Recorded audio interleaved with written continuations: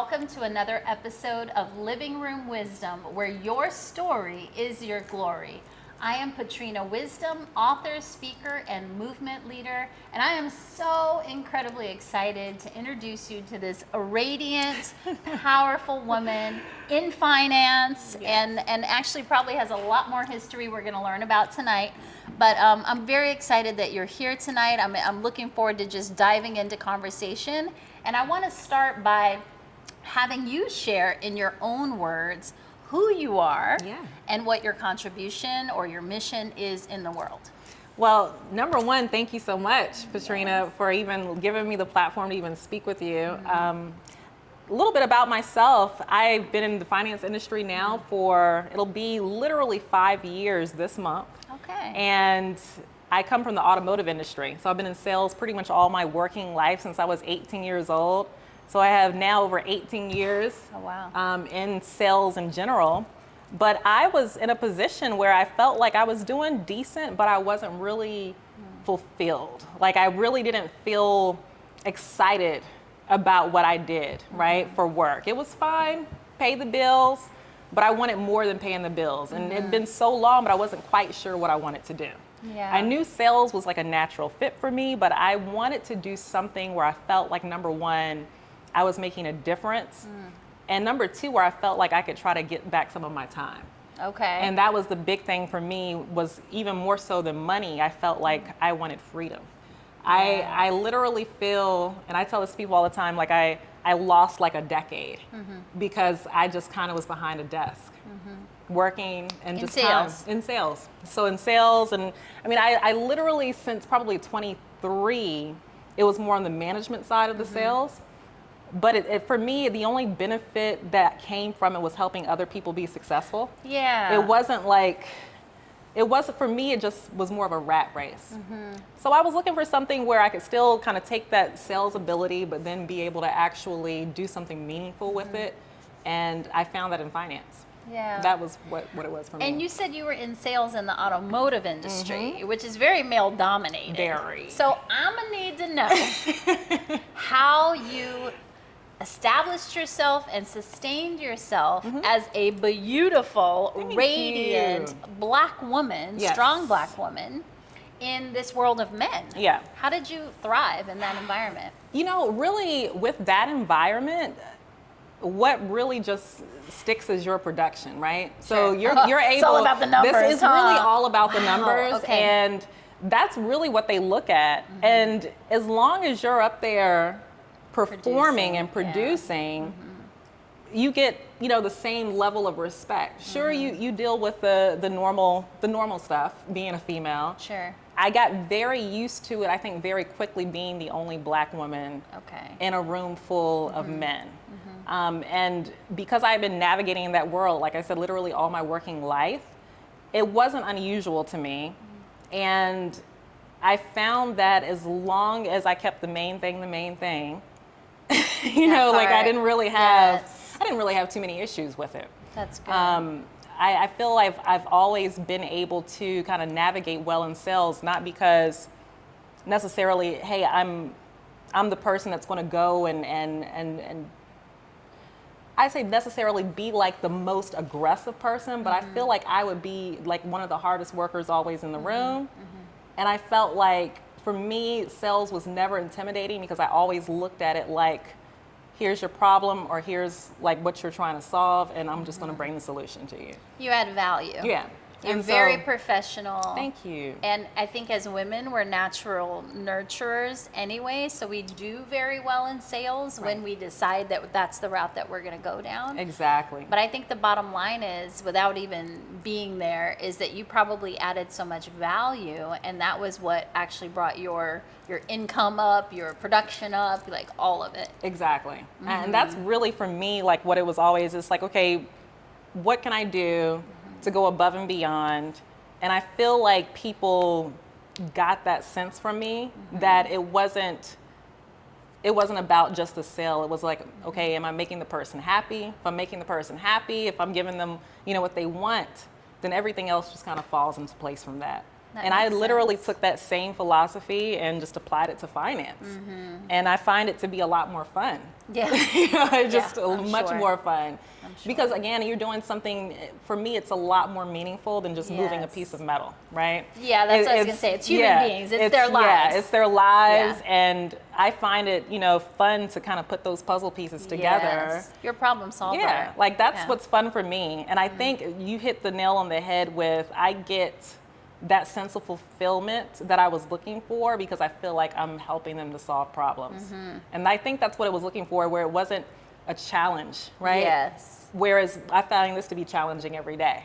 In every single way. Oh my Lord, I know. Well, we're in the same industry, so yeah, yes, I know. It is, and that's actually what I love about it too now, is that it calls me forth to be a higher version of myself every single day, right? It'll have you questioning your intelligence, your integrity, your like, am I in alignment with the things that I'm, you know what I mean? It holds me accountable every single day, being in this industry and being out there helping people. 1,000%. I do love that. And problem solving, like, just when you think you got it all handled and you know what's what, and you have like a very interesting situation and you're like, okay, and so you have to go do the discovery, and you become a constant student in this industry. Constantly. And I think that, again, that constant need to like grow. Yes. That's one of the things like I know I admire about you is you're always again taking that growth to the next level. And that's where I think I got stagnant in my previous industry, is I kind of felt like either there's nowhere else I can really go, or there's really nowhere else I can go, right? And then it either was like, okay, the glass wall is here because someone has to leave a job that they've been at, for 15 years and will probably retire at, and there's no way to really go from there.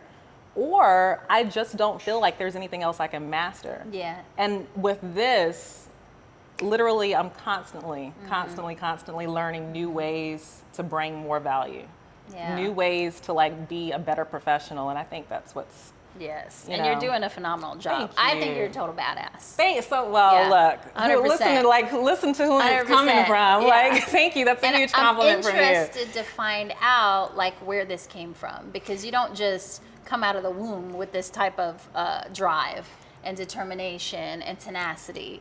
So share a little bit about your journey and how you've become, just this beautiful woman, this strong woman. So literally, I have to give all of the glory, literally to my parents, especially my mom. Like, my mom is like my number one. That's my best friend. That's like the person that I look at and I'm like, okay, this is super mom over here. Like, I don't even know if I can even think about bringing kids into the world because the bar is too high. Like, seriously, she's just, in my mind, a better person than me. So I'm constantly always striving. She is. Like, that woman is amazing. And I have to give her all the credit. My dad is amazing. Super hard work ethic. Like, to like the extreme. To like the I don't take days off extreme. Like, that's who he always has been. Had that entrepreneur mentality. Like, he's been in the same business for as long as I've been alive in communications. Wow. But I think, I took some of that work ethic from him, and I took like the love and compassion and connection part from my mom. And I think that they left in myself and my sister, my brother, a lot of the best parts of themselves with us. But I hit the lottery, I think, with my parents, and I have to give all the glory to them. And for sure, for me, because I have that example, I think, of seeing that work ethic to like the extreme, and then having a mom where I was blessed enough to, like, she literally was always there. You know, I think those things kind of allowed me to be able to come in or turn into that person that can work and can run, but that still also craves like the human element, that love and connection, that need to like nurture people, that need to solve problems. That's my mom. Okay. So you got a nice balance. A nice balance. And you said that your dad has a business, so he's the entrepreneur. He's the entrepreneur. He's the entrepreneur. So he's in communications. He puts up like the cell phone towers, the radio towers. Okay. And he's literally been doing that. I'll be 38 in December. He's been doing that just a little bit past as long as I've been alive. But that's what I've always known him to do, and to throw his heart and soul into. And I've kind of seen him grow other people's companies. And then he's now had his own business now for literally a little over, I think, 15 years now. Okay. So yeah, he's been doing well, but that's, I think, where I get all of it from. Yeah. And they always were teaching me and telling me, hey, like, there's never a point where you get here and there's Arrived, always, yeah, yes. you always just got to keep pushing, find another way to reinvent yourself. And Well, entrepreneurship will do that. That's it, yeah. So is the financial business your first entrepreneurial venture?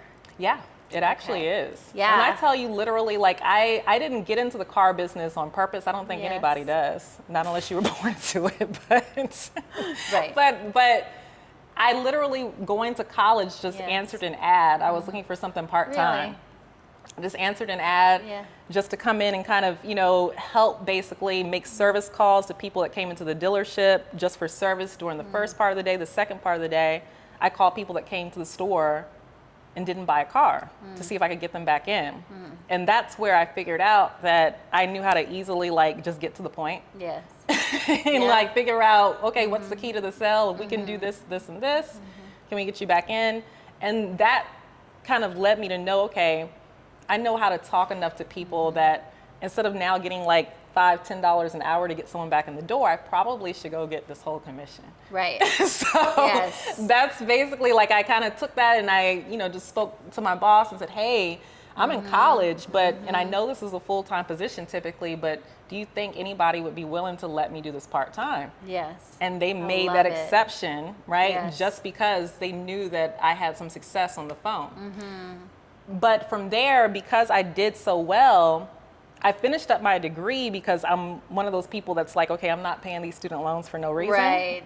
But Yes. that money was more than what I would make entry level. And that's what kind of got me stuck there, was the money. But after a while, like I said, the money, it Didn't didn't matter matter as much as the fact that I felt like I lost my entire 20s. Right. because Wow. I That was explains working. why you're so mature, too. Oh, thank you. Yes. Thank you. Yes, But, like, yes, yes. literally- You have such an old soul. Thank you. I mean, I'm serious. Like, I would 10 to 12 hour days, 6 days a week, like, Yeah. for years and years and years and years. And what I'm impressed by is that at such a young age, being in that call room or whatever you call it, it's almost like you went through boot camp for handling objections, which is the hardest part of sales. It is. So it's like you learned that part first and then transitioned into actually being in sales, which You're worked right. for your You're totally right. in your favor. I didn't think about it that way, but you're right. It's true. And Yeah. you have to get to the point quick that people will literally, like, allow you to even finish because Yeah. it's on the phone. It's that They can commercial, hang you got up on 15 you. seconds. Like, yeah. And- Right. It's not like you're Yeah. on FaceTime and they're looking at you right now. It's Yes. like 15 seconds. Boom. So true. Wow. So true. Wow. But so yeah. where do you see yourself in 5 years? Because you're still quite young and you have a lot of life ahead of you and a lot of skills and confidence and, courage, obviously. I'm telling you, for me, in 5 years, and that's what's cool about it, is, like, I'm excited about, like, the next 5 years, you know, Yes. because I feel that I'm still, like, a baby in this industry. Yes. And so I just really want to continue to learn. I really am passionate about what it is that we do. And I really do enjoy teaching people. Yes. Like, on both, like, a client level and also, like, on a business partner level. But to me, the best teachers are the best students. Yes. You know, Always. always. And I'm Yeah. just going to try to continue to soak up as much information as I possibly can, because the more I know, then the more I can teach, the more I can serve. Yeah. And so for me, the next 5 years is really going to involve me just trying my very best to become the best at what it is Yeah. that we do. And that's I just going love to be it. a lot of self-development. A lot of really investing in myself so I can invest into other people. That's the main thing for me. I wish I could go back in time. I think all of us do, And everything that we do kind of leads us on the same path. But if I could take the time that I spent in that industry and apply that to this industry, I mean, it would be amazing to kind of to think about where I could be. So I feel like I have a lot of lost time. But you wouldn't be where you are here You're right. without that. It's those experiences that turn you into who you are. Exactly. But I feel like I have a lot of lost time to make up for. And so I'm trying to find ways to like, okay, I have to collapse this time frame. You know, and so whatever it is that I can do, like I'm just constantly trying to just be a sponge and just learn as much as possible. Yeah, I see that. I see you growing every single day. It's awesome. You're so sweet. Thank you. So I do have another question. So, and this is in regard to your physical appearance, because we cannot like not talk about the fact that you're gorgeous. Thank you. You every time I see you, you remind me of a black Barbie doll. Oh my God. Literally, coming like, from you. Totally look like a black Barbie doll. And I know, so like when I was younger, I never thought I was pretty. I was like awkward and tall and chunky gorgeous. And like crazy green eyes and all these things. But then when I started to understand or realize that I was quote unquote pretty is from other people's experience or reactions to me. So share with me, because I know for me that came with some struggles. And so share with me your experience being, you know, having the appearance that you have, and maybe some of the challenges that's come of that and how it's contributed to who you are and who you become and your mindset. Right. Yeah. That's, you know, for me, the main thing that I would say about it, obviously it's a blessing. Don't take anything away from that at all. But I think another thing that I'm really happy that my parents did is they just grounded me. Yes. You know, and like, I mean, how you look, you don't really have any control over that. But other people make assumptions and have perceptions based on 1,000%. I think another thing that I've always kind of had to make sure is that, that can open up doors for you, but I don't think it ever will keep you in the door.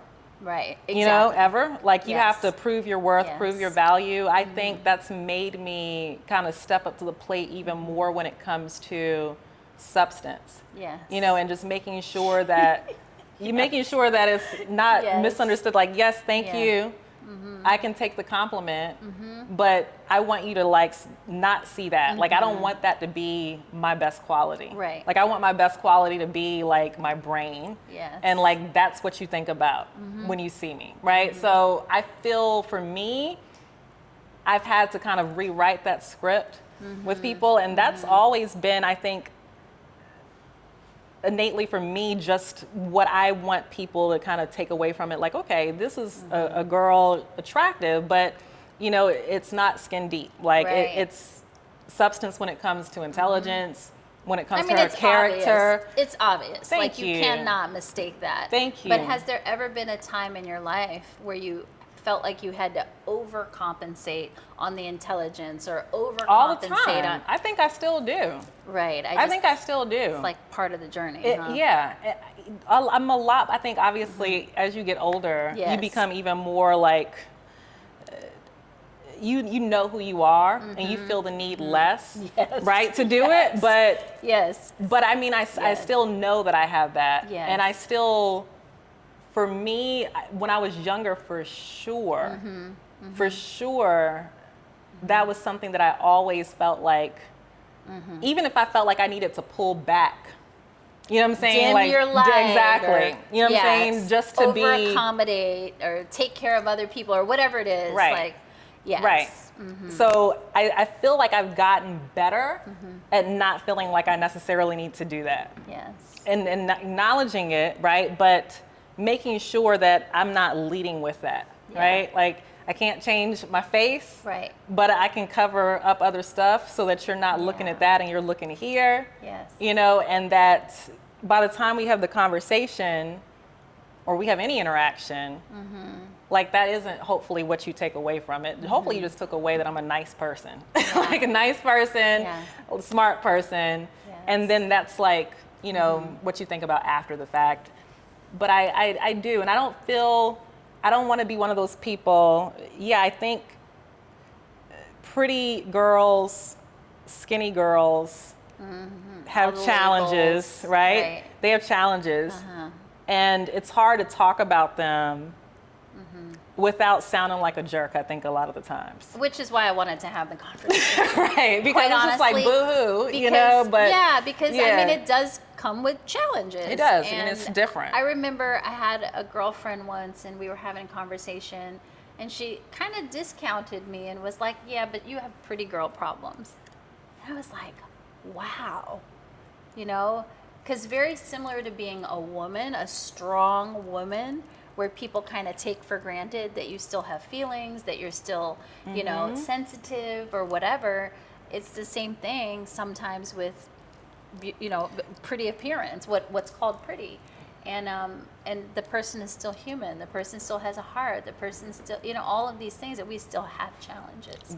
So I definitely wanted to bring that conversation to light because you're such a stand for like authenticity and like, I don't know, you're so regal. You're so, is what it is. Oh my God. And it's all not the things just, I think of it's you. not just skin, well, there you go. We're reflections of each exactly. other. But it's not just skin deep. It's like, I think the less you feel like you have to, you know, overcompensate or prove, the more your light shines. It's true. Because you walk in a room now, and I don't know what you were like before because I didn't know you then, but you walk in a room now and you just are. Yeah. Right? You just embody that energy and that power. So it's beautiful. Yeah. So what would you say to a young girl out there struggling right now with her appearance, maybe her body image or any of that? You know, what would be some words of wisdom that you would want to offer? You know, what I would say is, number one, it's normal. True. I think a lot of the times, you know, we forget that we all have to grow. And it would be wonderful if we could speed it up and just, man, if I could take who I am now and take me and have a conversation with me like 10, 15 years ago, oh my God, you know? But just know, number one, that you're going to grow into who you are. Yes. And be okay with that growth. Be okay with the time that it's going to take for you to get there, right? Any struggles, any journeys. And almost take peace in the fact that you are going to like get to a place where you are more comfortable with yourself if you are struggling with your body image. Yeah. I think that just comes again with wisdom, with age, with maturity, that you learn to become more comfortable in your own skin the longer you're in your own skin. That's just like nothing. And the sooner the better. The sooner the better. You can embrace yourself. Yeah. Your look, your body, just everything about yourself. Yep. Your quirky, goofy personality, like me. Yeah. You know, whatever it is, the sooner you embrace it and just own all of yourself and offer that gift to people, the better quality of life that you're gonna have. It's so true. Yes. It's so true. And I think, and instead of trying to find ways to be who you think that others think that you should be, like your main thing needs to be finding out what makes you happy. Yes. And what makes you feel fulfilled. And I think that's the path to like get you to where or who you're going to be quicker. 100%. Like the quicker you just say, hey, look, not that, hey, I'm not going to not care what other people think, because I think we all care what other people think to a certain degree. But there is, I think, a healthy way to do that and an unhealthy way to do that. Yeah. And the quicker you get to the point where you're like, look, I'm going to first focus on myself, what makes me feel fulfilled, what makes me happy, what makes me feel good about myself. And then once I'm good with me, you know, then that's going to make it a lot easier for other people to be good with me. That's just going to be a part of it. So that's really what I would say is, number one, don't be hard on yourself. I think for me, myself, I was extremely hard on myself, extremely overly critical, and not a talking down to myself way, but not really like celebrating any successes. It just, I always was sitting there thinking like, yeah, that's cool, but there was always the but. And focusing on not the negative, but like focusing on what needs to be improved instead of celebrating also, you know, the other things. The other things. And like, that's, I think, where you lose time. Like, I think for me, because I was always trying like, okay, what's next? Instead of like taking the time to pause for a second and just be present in the moment instead of thinking about what's next. I think that alone in itself that brings you, I think, a lot of peace too. Yeah, presence, 100%. Presence. Wow. For sure. Look at you, so much wisdom, and So sweet. still under 40. Yes. Yeah. For a so little much bit. wisdom. For a little bit. For a little hint. Okay. All right. I got you. Well, Yeah. thank you so much for being here today and for you. sharing. I know that you inspired a lot of women out here today. Thank you. And I would love to, have more conversation in the near future. Yes. As your, career and just you as a person continues to evolve. I'd be honored. I'm honored. Thank you so Yeah. much for having me. It's always a pleasure to be in your presence. You're always just sunshine. yeah. So thank you. And thank you for tuning in to another episode of Living Room Wisdom. Subscribe to my YouTube channel. We're going to be uploading videos just like this every single week with inspiring, incredible women doing some badass things in the world and making contribution. So we'll see you next time. Bye-bye.